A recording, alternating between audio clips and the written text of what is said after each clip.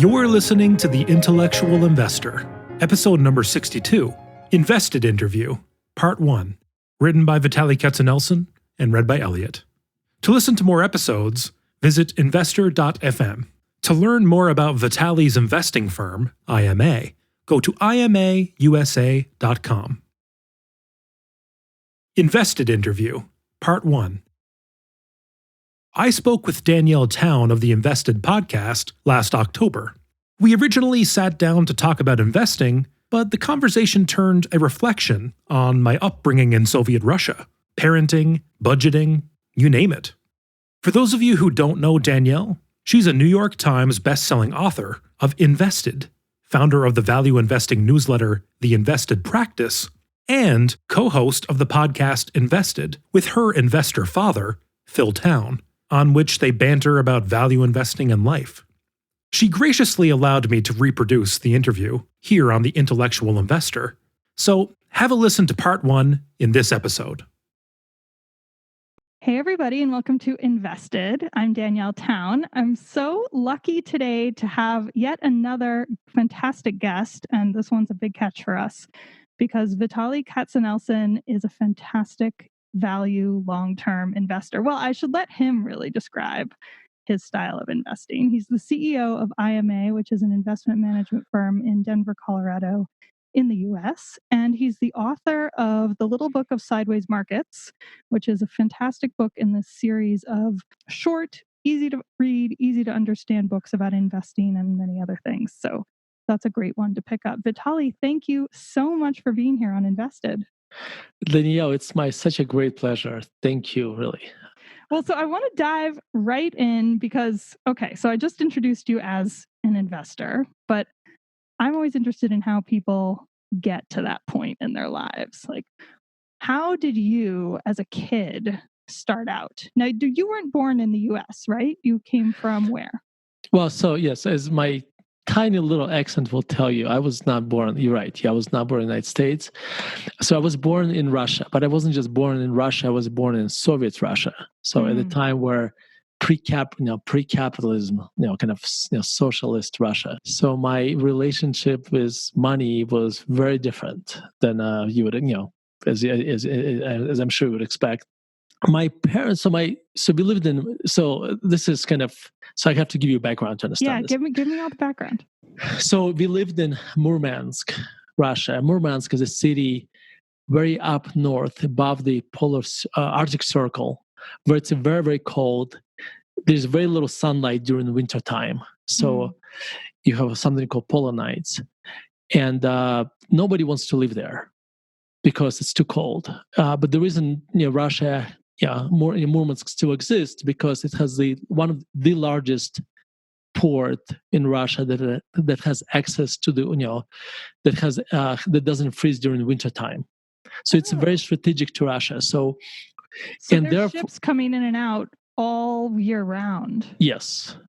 And in fact, the reason Americans may know about it because for two reasons. Number one, America sent Russia supplies during World War II through Murmansk. So when you heard about the U-boat battles, during World War II, a lot of them happened, in the supplies going to Murmansk from the United States. And number two, that's number one. Number two, the hunt for the Red October, that submarine, which was fictional, by the way, is from Murmansk. So anyway, but the reason I'm bringing this up because nobody wanted to live there. So everybody who lived there get paid twice as much for the same job they would have done anywhere else in Russia. But and remember, nobody want to live there if it's a thriving port and it sounds like it's also a military base. Yeah, because of the incredibly long, it's dark, a long, terrible winters. So yes, just because of that. Yeah, so humans tend to like warm weather, and they tend to like the sunlight. So Yeah, so that's why California is the most populous state in the United States, not the Alaska for that matter. So it's like, imagine if Alaska was the most populous state. Well, that kind of makes no sense, right? So it's kind of like that. So it's all right, to entice people to live there. Everybody who lived there got paid twice, basically twice as much as anywhere else. And remember, this was the Soviet Russia, where some bureaucrat in Moscow decided how much money everybody makes for. Yeah. So my both of my parents were scientists. My father taught electrical engineering in Murmansk Marine Academy. He was a PhD. And my mom was a physicist. So she worked at the research institute. So they both, my father really got paid because he was a PhD, and it's like you get extra points for that. And your bureaucrats decided that they wanted to get people to get a PhD, and so he got paid extra for that, etc. So we made more money, two, maybe sometimes 3 times more money than people who lived in other parts of Russia doing the same thing what my parents did. Wow. So that's probably a huge change in how you lived. Well, yes, except one thing. So the problem is when you live in a city and you don't see a lot of sunlight, and the summers are not that warm either.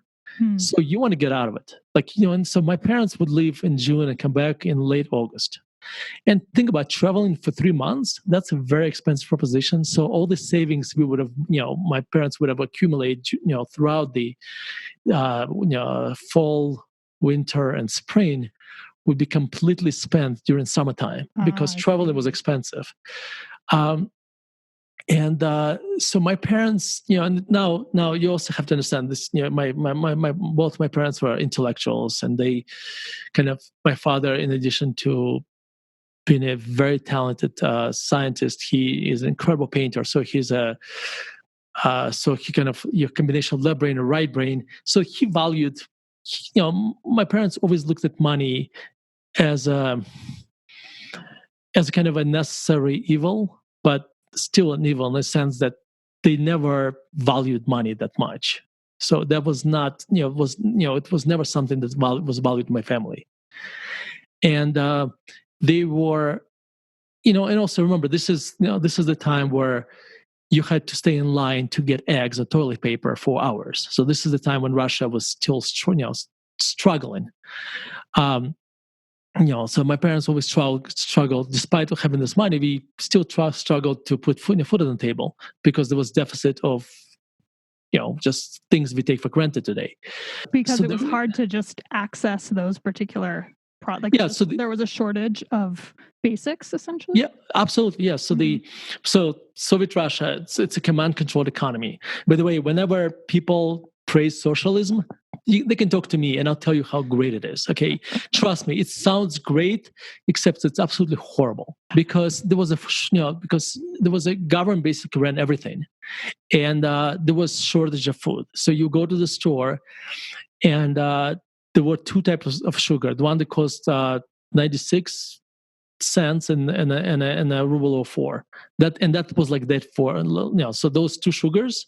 Those were the brands, basically. My mom, sent me to the store. She would just tell me, get the cheapest one.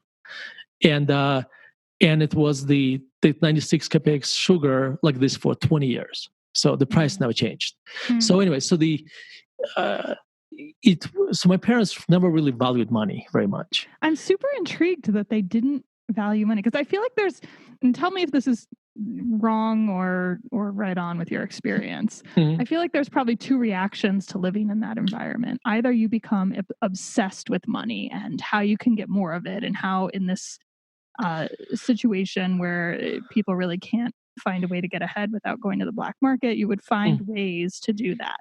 Or you go as your parents did and just say, well, it doesn't mean anything. I'm not going to really get ahead in life, so let's just ignore it. Is that how things work? I think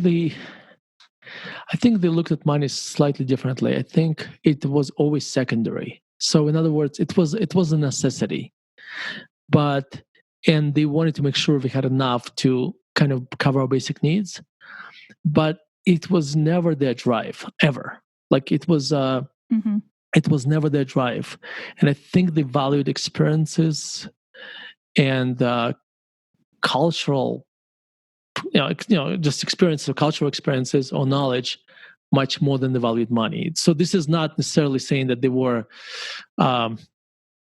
still practical about this, because but money was like, we never really and also they're probably products of our society then, right? Because we lived in a society where, because when you think about it from the government perspective, since nobody has money, you probably want to de-emphasize it. So exactly. And so that probably had a huge impact. It's not just my parents were idealists, but it's also that you had also the government propaganda, so all those things together. So the money was kind of never, we never had a lot of it. We still, because we still never had a lot of it, and we had a lot of people who, my father had a lot of friends who had a lot more money than he did, but it was just never the topic. It's one of the topics we rarely discussed. What made them move to that town, if not for the larger paychecks? So they moved for a very different reason. So I'm Jewish. And so my father, when he was 18 years old, lived in Moscow. And this was 1950s. And when he tried to apply to universities, they would not accept him because he was Jewish. Oh. So the only place would take him was kind of at the time godforsaken Murmansk, because they needed anybody. They would take anybody. So you did not even have to take entrance exam, I think. Even though the interesting part was my father was, when he was very good at math all his life. In fact, he was so good in math in high school that he would tutor other kids. Every school he applied to, in Moscow, they failed him in math, which is ironic.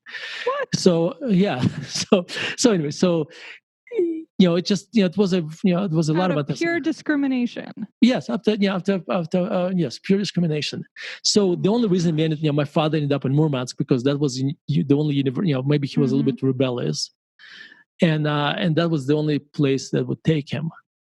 And then he met my mom, and so she moved from a very nice, warm family, surrounded by a lot of cousins, etc., to in the middle of nowhere, just because she loved my father. So that was it. So it was not the money. The money was not the reason why they moved to Murmansk originally.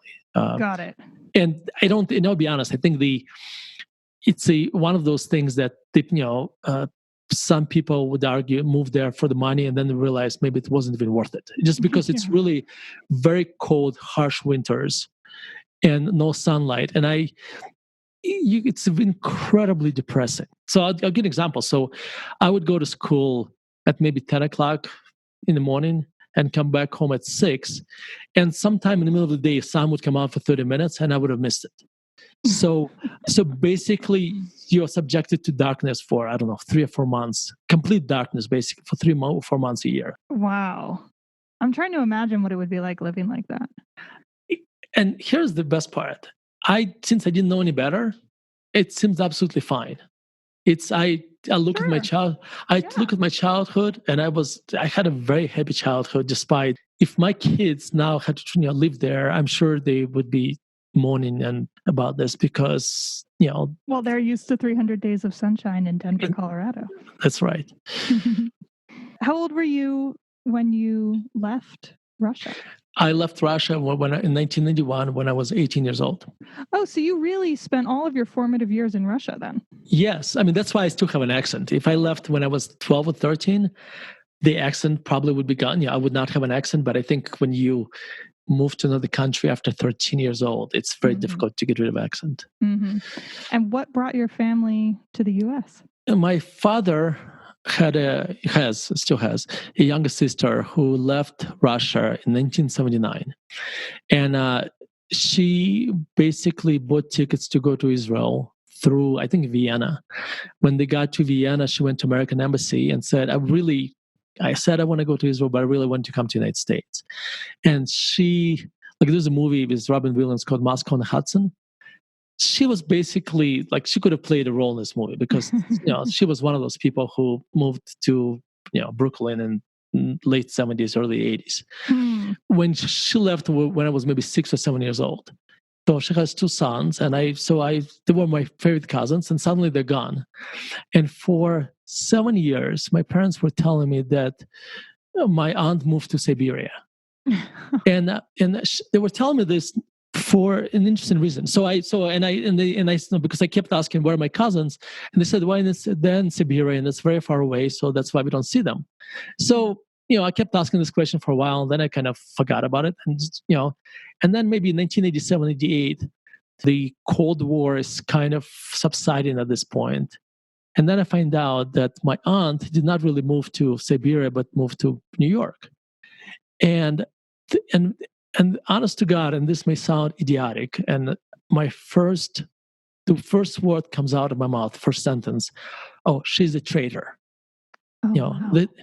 And because I was a product of I grew up in Russia, and anybody who lives this terrific country and goes to the United States is a traitor. That's how I was brainwashed. The sworn enemy of any Russian, of course. The evil empire. I mean, it would be the same as an American if somebody went to Russia at that time. You'd say, "Oh, yeah, they've gone to the other side." That's right. Then what happens is kind of interesting. So, in Murmansk, in the basements of apartment buildings, these tiny little movie theaters pop up. Just imagine like you have an apartment that's maybe like 2 or 3 bedroom apartments. It has a large room, right? And you literally have 3 or 4 TVs connected to a VCR. You can buy a ticket and they play movies. They literally play American movies dubbed by the same voice. So the same voice plays all the parts, narrates all the parts. Genius. I love it. Okay, and so this movie, you start seeing American movies that you couldn't see in theaters, and suddenly you kind of discovered that just bootlegged in. Yeah, you literally just bring they buy a tape in America, translate it, make hundreds of copies, and if you have a VCR and 5 TVs, you have a movie theater, and and that was Russia then, and obviously it's a lot more advanced now. But you watch these movies and it transports you into you start to understand that Americans are not that much different from us. Mm-hmm. You understand that it's really there is absolutely no reason to hate them. After a while, kind of got over the fact that my aunt is a traitor, and I realized that she did the right thing. And had they kept that from you? Had they kept that information from you that she had moved to the U.S. because they also thought that she was a traitor? No. So the reason they did this, and this is very important, because if it would tarnish my career, it would basically, if you have a relative. Sure. So if you have a relative that left Russia like this, that basically that put brakes in your career. My aunt's sister worked in the Ministry of Agriculture in Moscow. And after her sister left, she was demoted. Oh. My father got spared because I think we were just too far away. But even so, when I was in my brothers, when they were in Russia, they went to Marine Academy where my father taught, and so they traveled on the cargo boats to other countries. It was a very difficult process for them to get visas to because the government. It was a very difficult process, and my father had to go to KGB and had to say, well, my son, my sons have to fill out an application, and it's going to ask him, do you have any relatives that live outside of Russia? And my father said, ask them. I don't know what to put in because I don't want them to get in trouble for lying, but at the same time, this may hurt them. And my father told me a story how he talked to this KGB guy who said, you know what, just don't tell them not to put anything because we already know. And we don't want and you really don't want people around them to know that. So because people actually look down, and so if you had a relative living in different countries, people actually looked just like I looked at my aunt as a traitor. Mm-hmm. Your friends would look at you as you're kind of related to a traitor. So that would not necessarily be good for your social image either. So that's why my parents hid it from me. Wow. Yeah. So it's that very I mean, it's very different than an American way of thinking, which is why I asked the question. But now that you're saying it, it's so obvious. Of course, you would be held responsible for something that your relative does. That's right. As huge as defecting essentially to the enemy. That's right. And I would think with your brothers on ships like that, there would be a very high risk of defection. No, that's absolutely true. So that's yes. So they, you know, well, if you watch Moscow and Hudson, that movie really kind of highlights exactly like that environment of, so yes. Oh, I got to watch it. So you were there, you heard that she had gone to the US finally.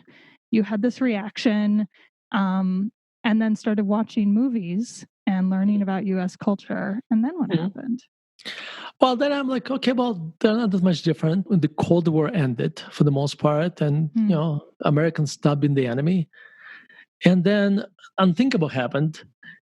My aunt said, well, actually, now I can invite you to come to the United States directly, and it's a very easy process. And my father looked at what my future looked like if I grew up in Russia, and thought it would be much better if my brothers and I would move to the United States. And so we did. And so, to great sacrifice to himself, actually. And this is something that I'm very thankful for, because my father taught in the top university in Murmansk for 30 years.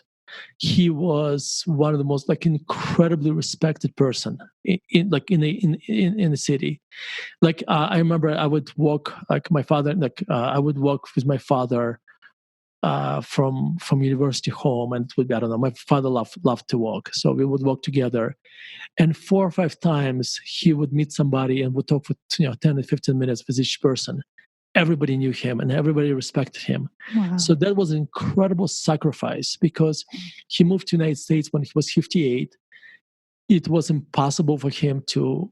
He studied English for a year or two before we moved here, and he studied English in the United States. But he had an incredible vocabulary. But when you're 58, it's very difficult to learn a new language, and especially well enough to teach. So he never really. So that was a huge sacrifice for him. Luckily, he also painted, and he painted since he was 7 years old, and he's a very gifted artist, and he was able to make a living here as an artist. So this is wow. Yeah, so that's but he didn't know that. So the thing is, that was a huge leap, right? He did not know that. So he basically took an incredible risk for us, and and I still cannot tell you how much I appreciate that. I'm trying to imagine what it would be like to be 58. Yeah, your country is essentially breaking up.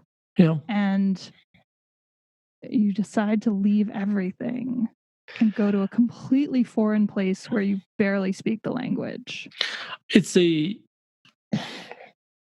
I think that's what you do for your kids, and I think that's exactly what happened to us.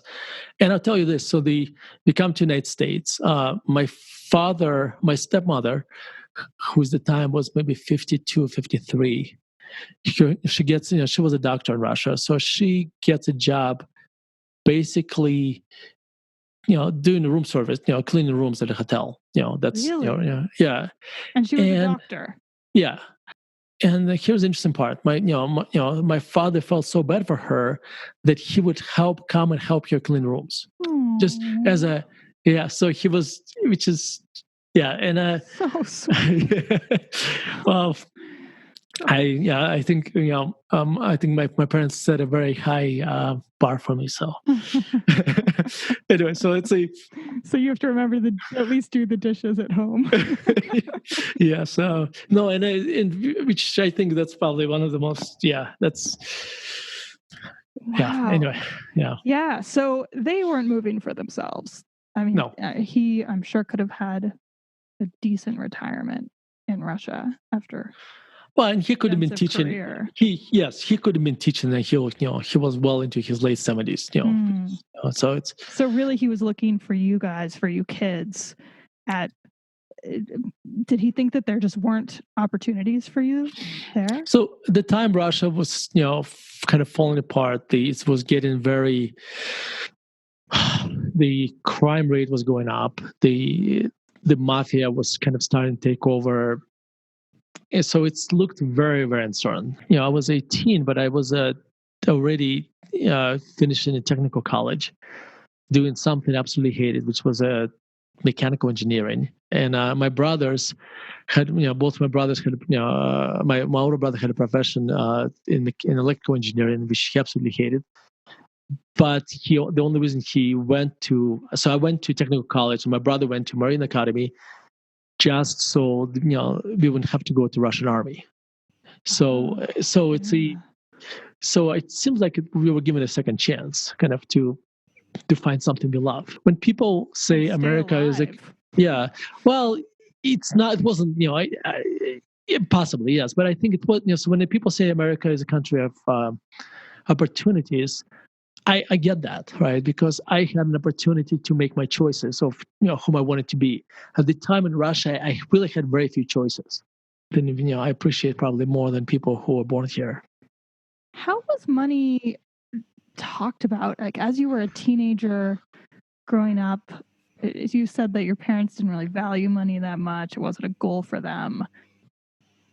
How did you start to think about it and talk about money as you became more of an adult? Was it something in your mind that you thought, okay, I want to do better for myself. This is important. I see people out there with money and I want to be like them. Or was it the opposite? So I think at first I probably, when we moved to the United States, we were basically, in the beginning, we were scraping the poverty line, right? So I went to high school and I had a job working at a restaurant called Village Inn, which is very similar to Denny's. Wait, hold on. So you had already gone to college, essentially, in Russia. Yes. And then you went to high school when you moved to the U.S.? Yeah, so I moved to Denver. Yeah, so I moved to Denver. And if I go to college, I would have to pay out-of-state tuition because you have to live in Denver. I'm sorry, that is so crazy. Yeah, no, I was almost 19 years old. I was almost 19 years old, right? And I'm probably the oldest kid in high school. And did you speak English well enough to go to high school? No. Well, that's why I went, right? So I went because I wanted to learn English. Oh, okay. So my English was good enough to buy cigarettes and milk, And they would let you into a public high school as an immigrant who was 19 years old and had already been to college.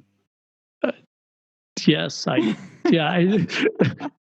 that you ask this question, now that you pose this question this way, I question that decision. I think you probably charmed your way in. Yeah.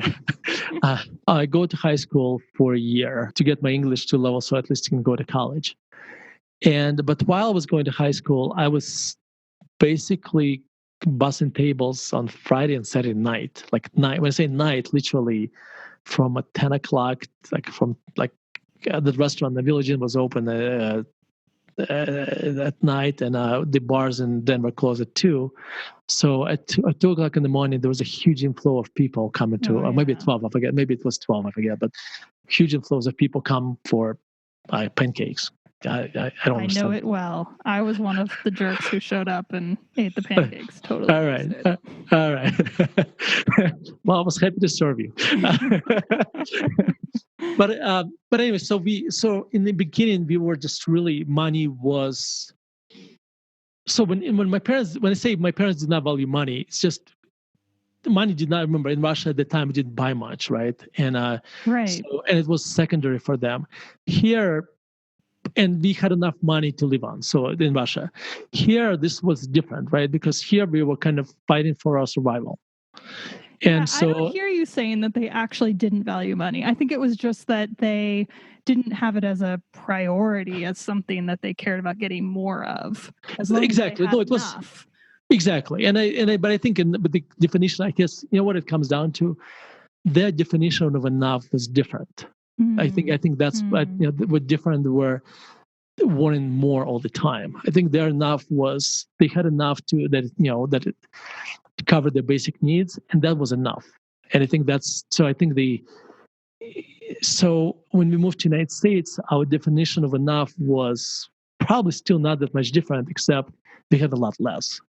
So I had to work a part-time job, and every penny I made, I brought to my parents. My stepmother had to work at a hotel, making minimum wage, and so did my brother.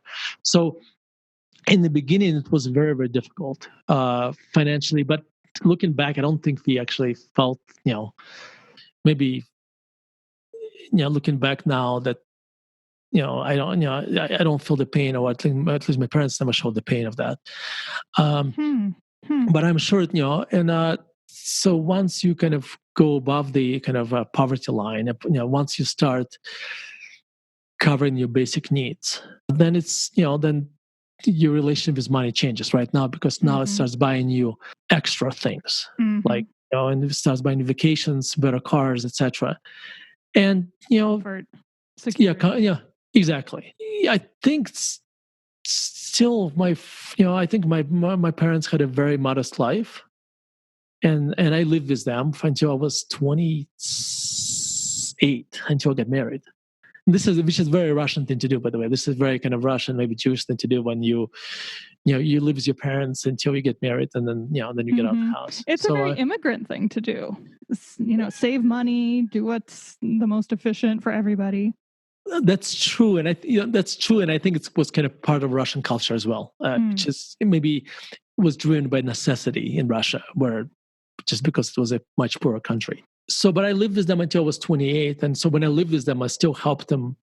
I still gave them a good chunk of my paycheck. They always had a modest lifestyle, and they always valued travel and experiences more than they value material things. And I think I kind of transitioned to that myself over time. In fact, I wrote this article about this.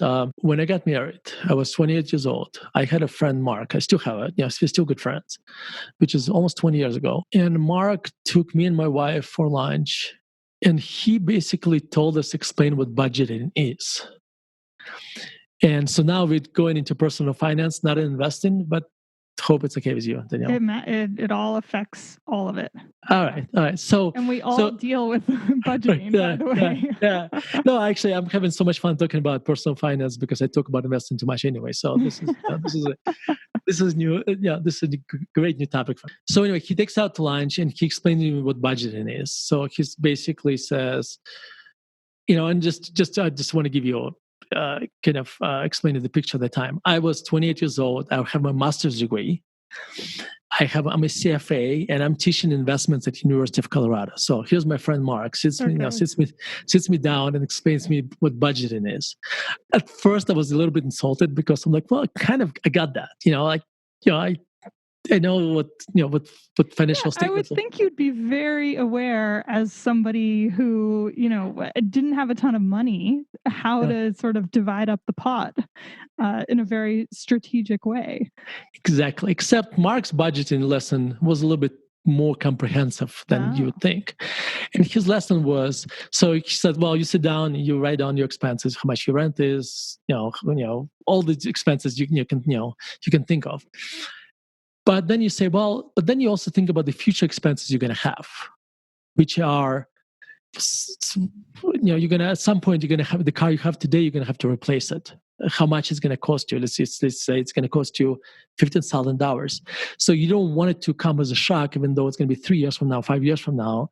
So you want to start putting, you want to create what he called a sinking fund and start putting that money away, so when in 3 years, when you need to replace your car, you don't have to borrow money, but you actually save the money.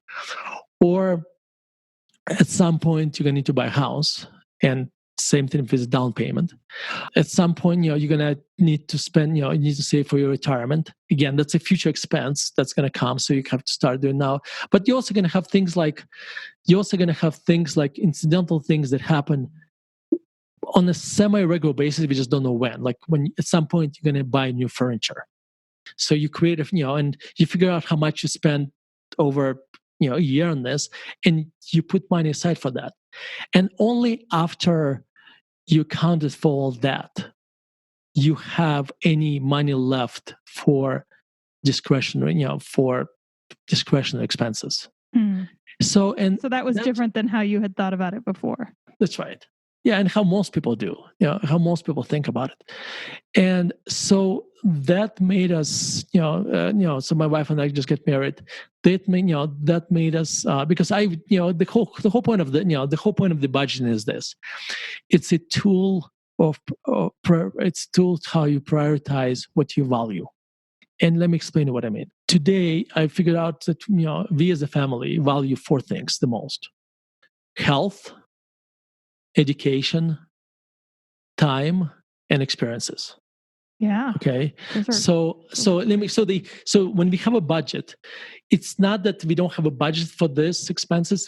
These budgets are so much looser for us because these things actually bring us the most. We feel they're important for us. At the same time, bigger house or fancier cars, etc., are less important to us. Mm-hmm. Okay. So the reason it's important, once you realize what you value, then every dollar I spend on experiences brings me more joy than that same dollar would buy me if I bought a piece of furniture. So, and that's what budgeting helped us to do, kind of prioritize what we value. When I look at health, to me, for a long, long time, I could never work out. I never worked out basically for more than a month. Like just never, it just wasn't me.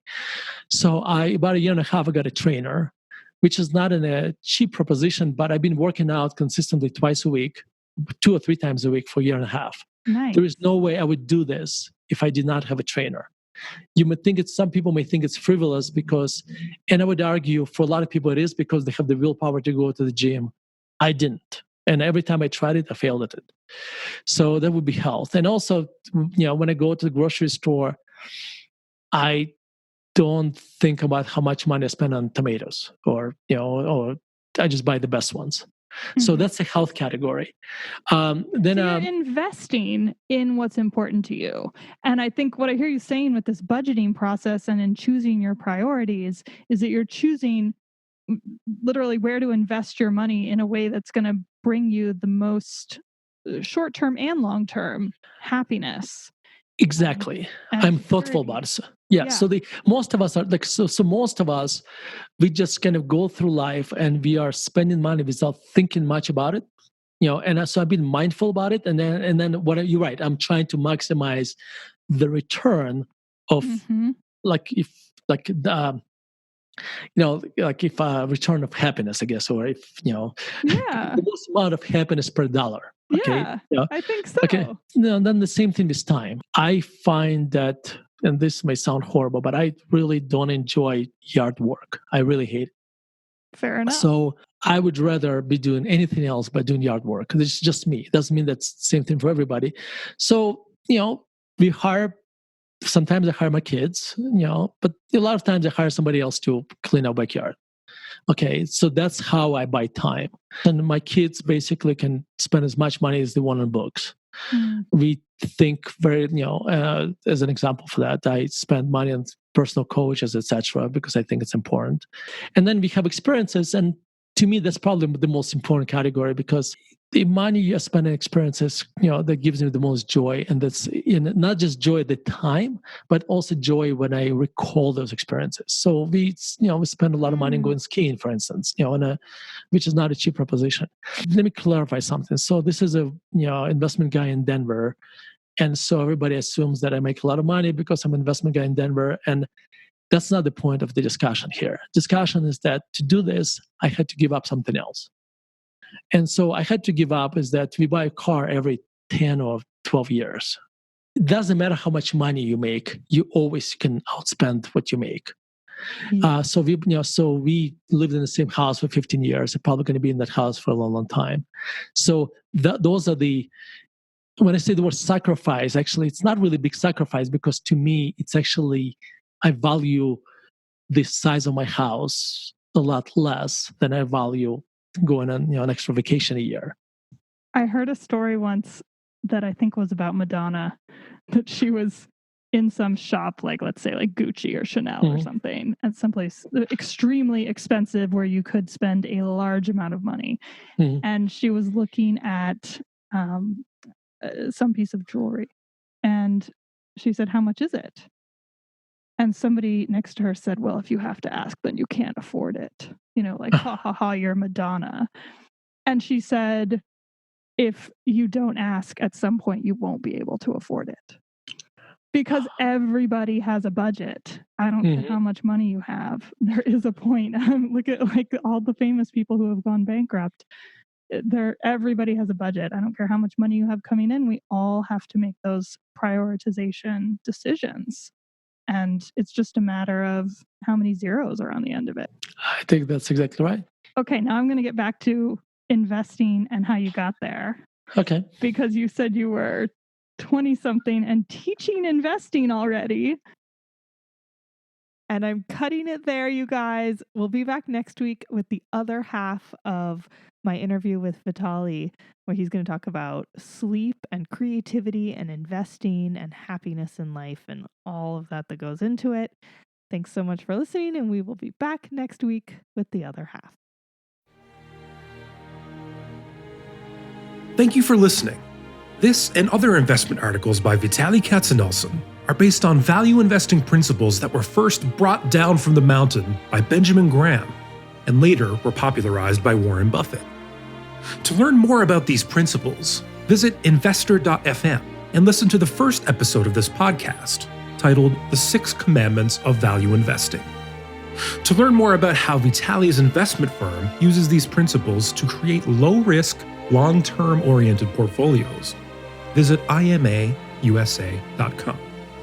Enjoy life and prosper.